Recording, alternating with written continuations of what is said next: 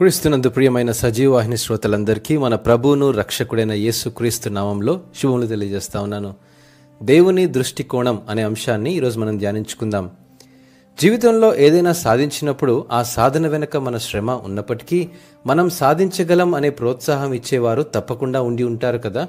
వాస్తవంగా ప్రోత్సహించే వారి దృష్టికోణంలో ఆలోచన చేస్తే మనం సాధించగలం అనే సంకల్పాన్ని, శక్తిని, సామర్థ్యాన్ని వారు మనకంటే ఎక్కువగా గ్రహించి ఉంటారని నా ఉద్దేశం. ఈ సంగతులను జ్ఞాపకం చేసుకుంటున్నప్పుడు అబ్రాము గృహంలో బానిసగా ఉంటున్న హాగరు గురించి నేను ఆలోచించాను. అబ్రాము, శారాయి అనేక సంవత్సరములు వారసుని కొరకు ఎదురు చూసిన తరువాత శారాయి ఆనాటి సంస్కృతికి అనుగుణమైన సాంప్రదాయాన్ని అనుసరించి హాగరు ద్వారా బిడ్డను కనమని అబ్రాముకు చెప్పింది. అయితే హాగరు గర్భవతి అయిన తరువాత శారాయిని చులకనగా చూసింది.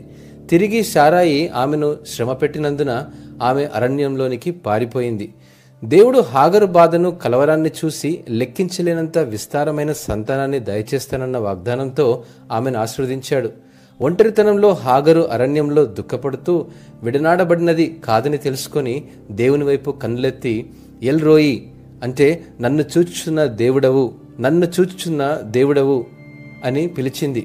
ఈ మాటలు ఆదికాండము 16వ అధ్యాయం 13వ వచనంలో మనం గమనించగలం. దేవుడు హాగరును ఎలా చూశాడో, ఎలా ప్రేమించాడో మన పట్ల కూడా అలాగే ఉంటాడు.